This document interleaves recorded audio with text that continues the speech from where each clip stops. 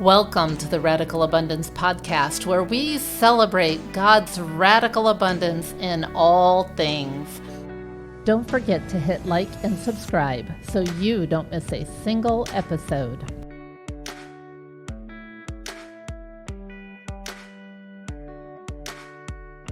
Welcome to Radical Abundance. I'm your host, Teresa Jansen, and today my guest is David Lutz. He is a global leadership organization development coach and trainer and a part-time pastor. Today, we're talking all about God's radical abundance of vision. So welcome to Radical Abundance, David. Thank you so much. It's an honor to be here. It really is. Well, I have a question for you to get us going. If you were to wake up tomorrow morning and anything were possible, there were no limits, what would you do with your day? You mean apart from play for the New York Yankees? No. Someone asked me this question many years ago when I was first beginning to do the work I do.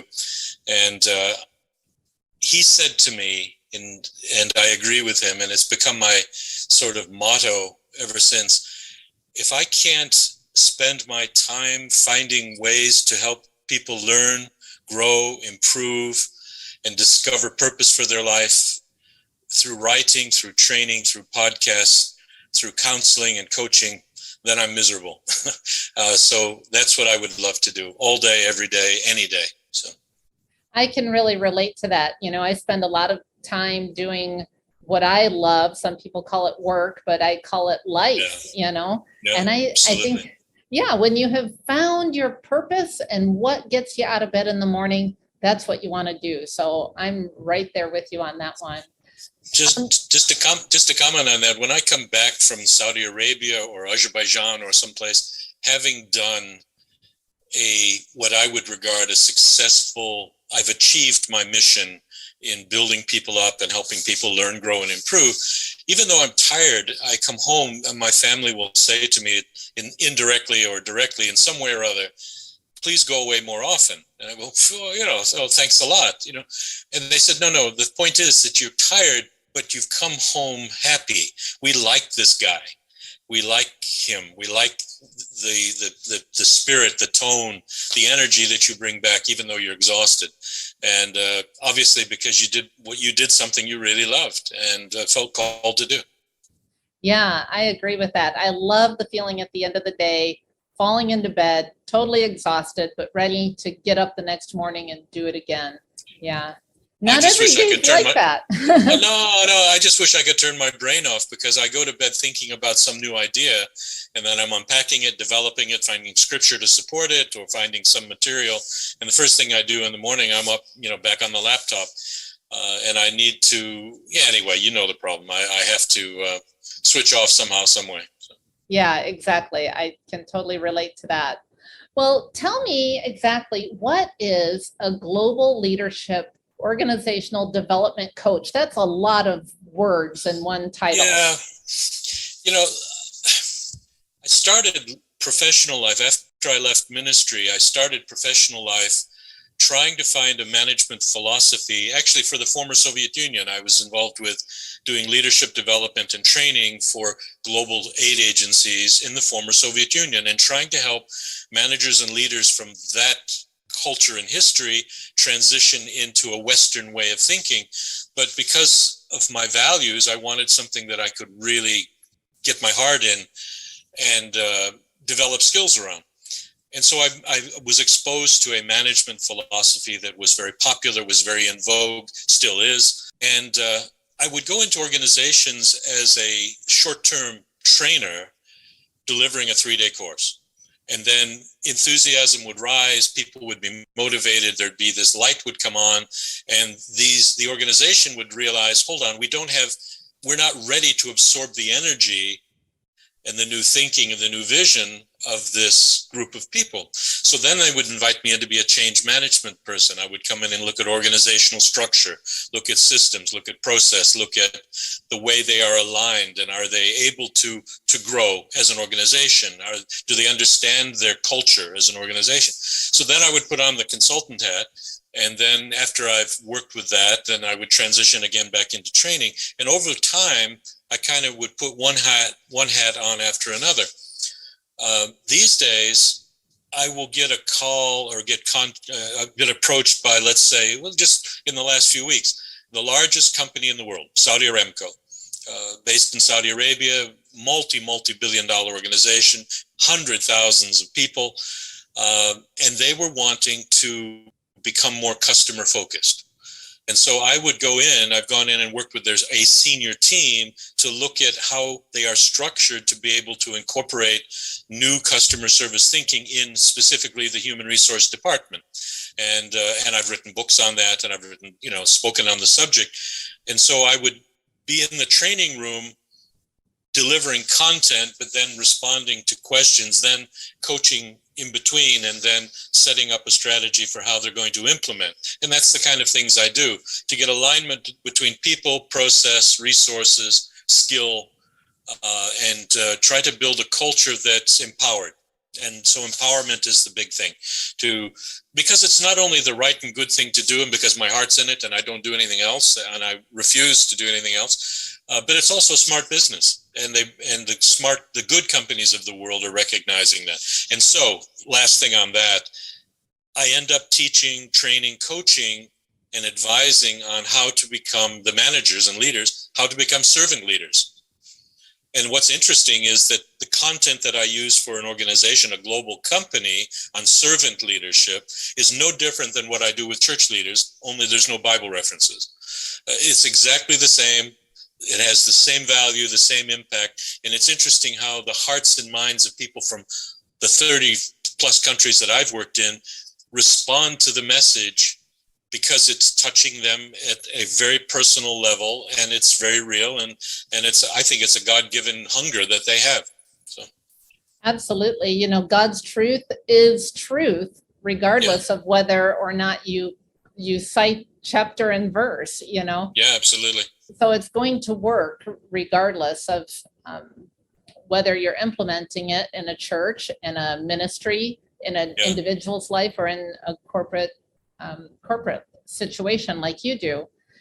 So, while we're talking about this issue of vision specifically, I know you do a lot of things. Vision is part of that, helping people maybe first identify their vision and then develop the processes, procedures, things like that to work towards that vision.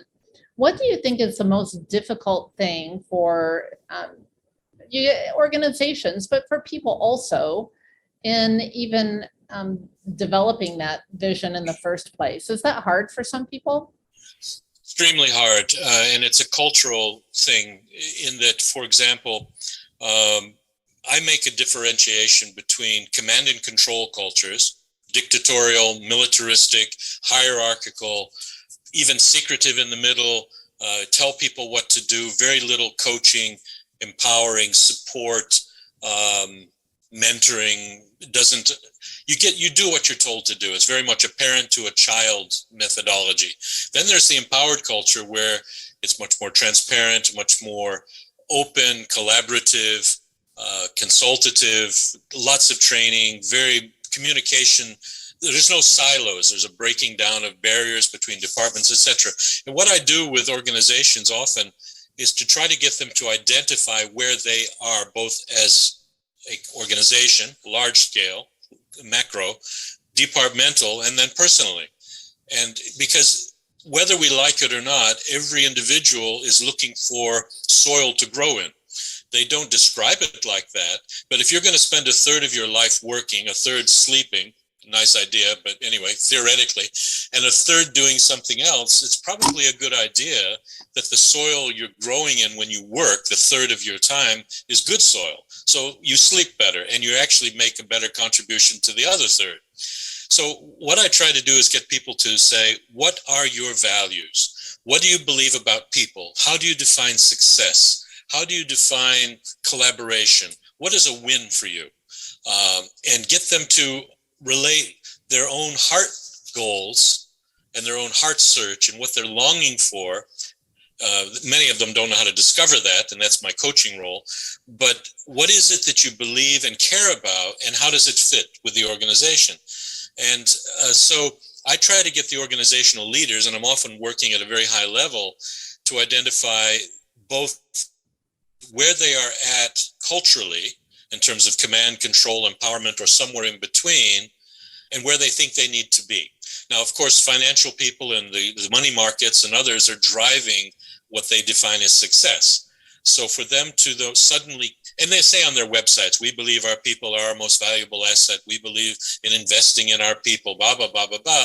When you ask the people, they say, well, no, that's not real. That's nice words.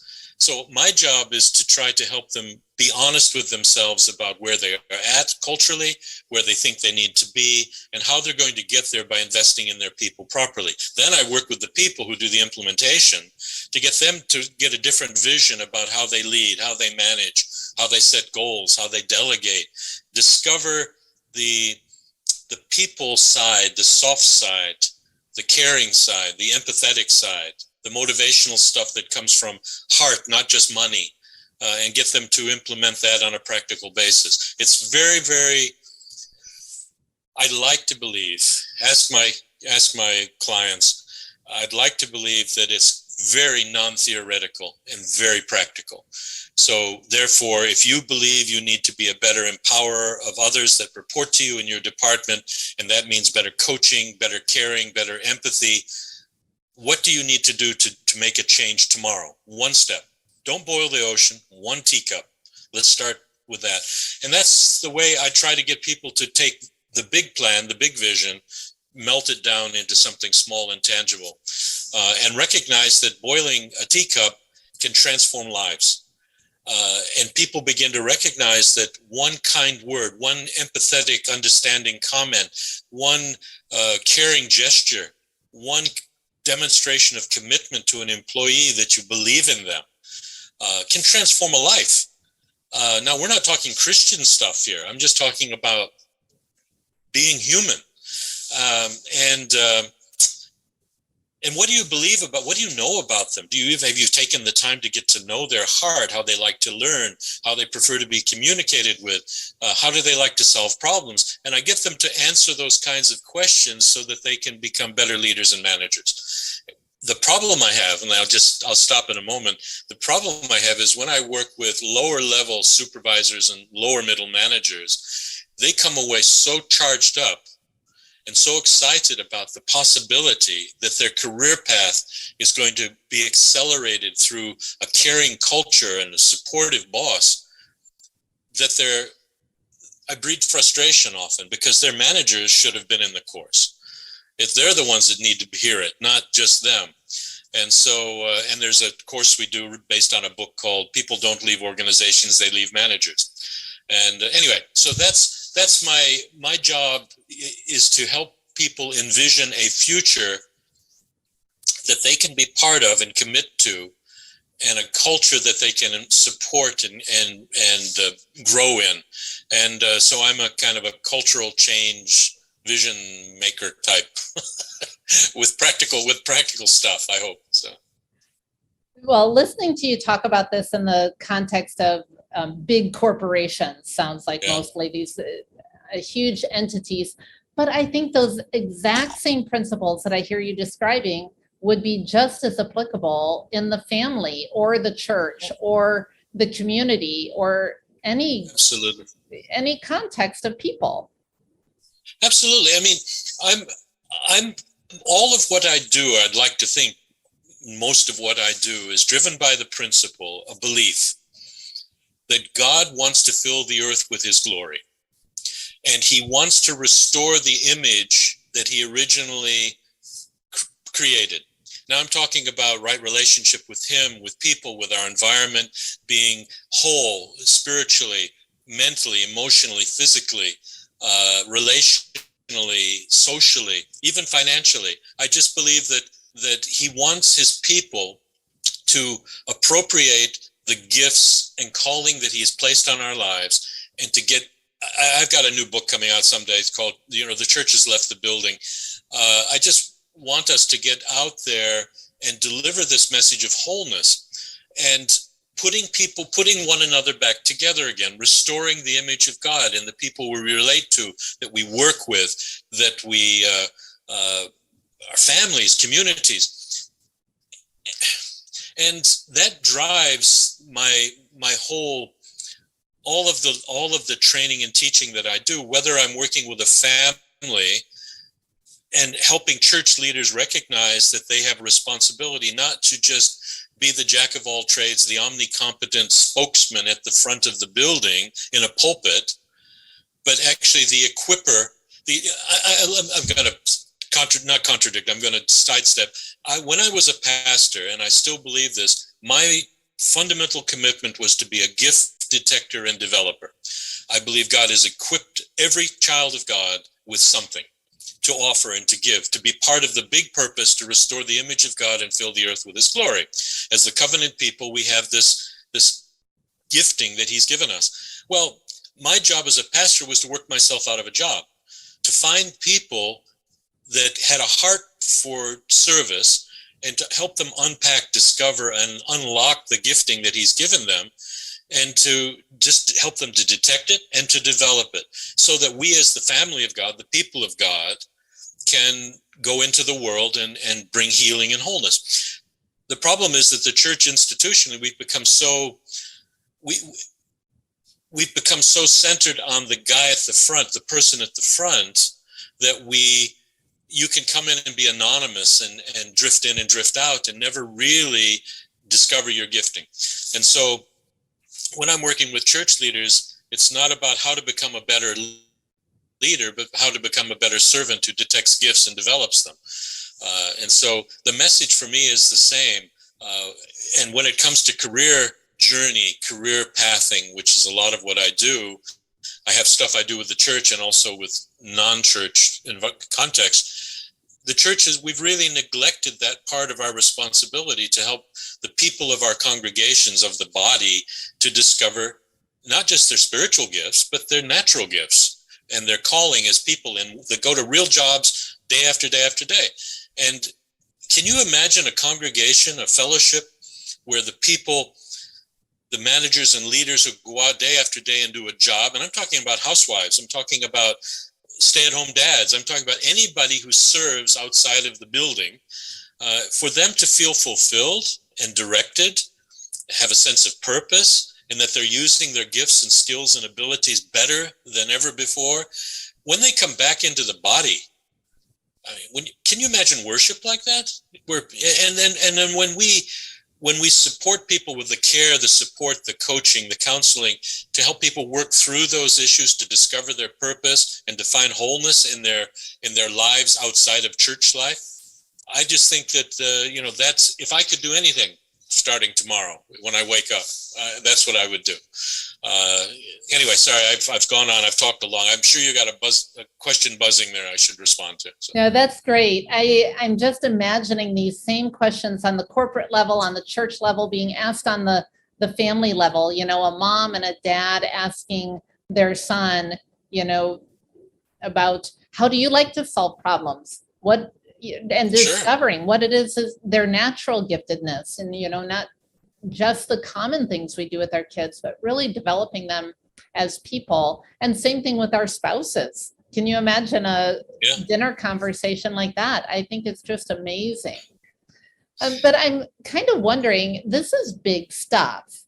So where does someone start? If they're listening to this right now and they say, well, that sounds amazing for a corporation in Saudi Arabia and maybe for a church, a mega church, but I'm just, like you said, a housewife. Where do I find that vision? It's a really good question, and I've been challenged about that for a long time. I keep jetting off to some place in the other part of the world and do my thing, and then I come back and I see broken relationships in small fellowships in my community, and even my own family will stop me. Sometimes after I've returned from a trip, for example, and my wife will say, "Professor, stop talking. we're not your students. We need you to be dad, to be the husband, to be more than just the lecturer who teaches people all over the world. And so I began to really seriously pray about this. My son and I, we wandered around looking for churches in our community where it wasn't about the program, the performance, about the big numbers. It was more about heart and relationships and friendships and being in community. And we weren't able to find it. And it was really sad because my son was at a critical point where he was really wanting to connect those dots in terms of his own career, his own purpose in life, and so on. But then God was wonderful. He's given me the opportunity to work with a church plant. It's a church from another part of the state is now trying to begin something here in our community. And I'm in at the grassroots level. We've gone from 5 to 9 to 12 to 15, and we're still staying in homes. And I said to the guy who's leading this, I'm not interested in being part of this if you've got to focus on building a building. If your goal is to build a building, then I'm not in. We got to build a people that are part of the fabric of this society, this community. And we've got to discover our connectedness. We've got to discover what it means to put one another back together again. I don't want anyone to feel they're coming into the meeting or the fellowship group thinking they've got to perform, that they've got to be good Christian. I want them to come in warts and all, to be transparent and vulnerable and come in. And, I remember used to say in the church I co-pastored in Dubai about 10 years ago, I said that if you've come in here believing you've got your act together, you're going to be uncomfortable. Because we're here to restore the image of God in one another, and that means being transparent, vulnerable, broken, and calling a spade a something shovel. And I had groups of we only had about 100 people, 125 people, but we had senior executives from big airlines, from big corporations who were expatriates from many different countries and languages, cultures. And that was our fundamental principle. You can be yourself here. You can be authentic. You don't need to fake it.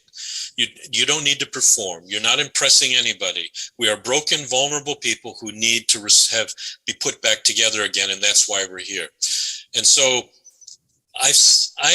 since I got bitten by that bug of the small fellowship that wasn't about the big thing, I've been looking for that. And that's, if I could be part of helping grow those kinds of cell group type, family centered home groups that sort of network together and permeate the life of a community, then I'm really died and gone to heaven. But you're right, it's tough. It's because people have expectations. We're having to undo expectations about what a church is and what we do as a church, instead of being a people and a group of families. So anyway. Right, and I think when you take it down to the small level, the family, the small church, things like that, so much of the time seems to be spent on just trying to get by. That there doesn't seem to be the capacity for vision. And so I'm wondering then too, as we're grasping for developing an individual, a family, a church, a ministry, whatever vision, where does that align with God's radical abundance of vision? Because that's what we really want to talk about and what we want to align with ultimately anyway. We know that God has a huge vision, a redemptive vision for mankind. So how do we get in alignment with that? There's almost, in a sense, there's a build up to that is like foundation stones that I'm beginning to discover after 50 plus years of doing this. Finally, I'm beginning to get it. That lead us to the place where we get it, we see it. And one of the things that again, probably another book, it'll come out in 30 years from now. I've called the book is Under New Management. Hang a sign around your neck that says Under New Management. And what does that mean? Well, that means that I've surrendered my will, I've surrendered my life, I've turned it over to him, and he has promised through his word and through the vision that he created, that he brought into the world hundreds of years ago, I will get inside you. I'll redeem you. I'll transform you.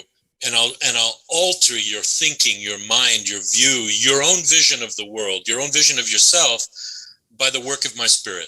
And I will change you from the inside out, and I will mold you into my image and give you a heart and a desire for my word and to take my love to the world.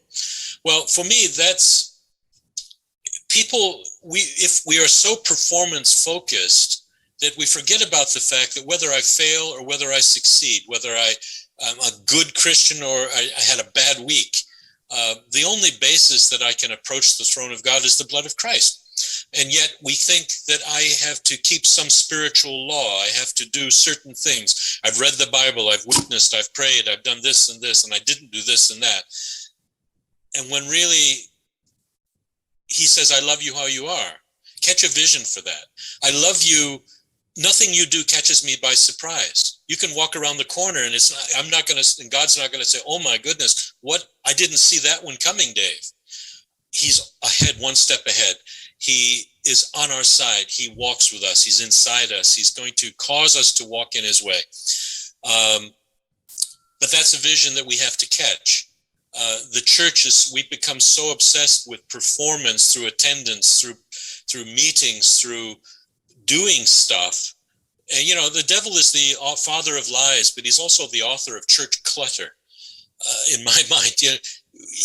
We've come to the place where we believe that doing things is doing God's work. And the vision that we have is performance driven. If we can have a bigger building, bigger attendance, bigger this, larger that, when really the simple vision, the radical vision, is that he is inside me and he has given me gifting and he wants to use me. And I've hung a sign around my neck that says I'm not only under new management, but that I'm available today. I'm available today. And I have a lovely story, if you allow me to share it, about what that can do. But I'll leave you to decide. I don't know what the time is. So. I think we have a few moments. Please do share it. Well, okay. So foolishly, I'm working outside of out of Missouri. I'm working in Washington, and I'm coming home every third or fourth weekend. And in the middle, I'm sometimes jetting off to, again, some other part of the world. But I'm involved in a church, and I'm sharing what we've talked about today. And I'm really kind of in coaching and counseling and really trying to help people to discover this vision. And foolishly, as I say, I said to the Lord that morning, okay, Lord, I'm available today. And anyway, long day. I'm in a flight from Washington to St. Louis, and I've decided to cuddle up next to the window and just have a good 2-hour nap because I'm really exhausted. As we reach cruising altitude, the lady sitting in front of me put her seat back a little bit too abruptly. She looked back between the seats and she said to me, oh, I'm sorry. And I said, hey, God bless you, dear, don't worry. That's it. She could have sneezed. And I said, God bless you. It was that simple. Anyway, so I start to sort of go back onto my little sleep, and the guy next to me taps me on the shoulder and says, can I ask you a question? I said, okay. And he said, you said God bless you. I go, I did? He said, yeah, you did. He said, you meant it. And I go, okay. Yes. He said, are you a born-again Christian? And I said, you tell me what that means, and I'll tell you if I am. So he began to describe a good, safe version of this. And we started talking about his search.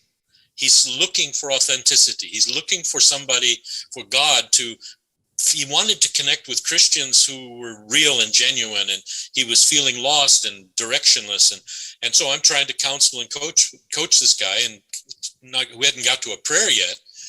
But after about an hour, the guy next to him taps us kind of both on the shoulder figuratively and said, I've just finished Bible school and I'm looking for where I should be serving. Can you guide me, Dave? And so my 2-hour nap is gone simply because I said I'm available. And that was it. I mean, who am I really?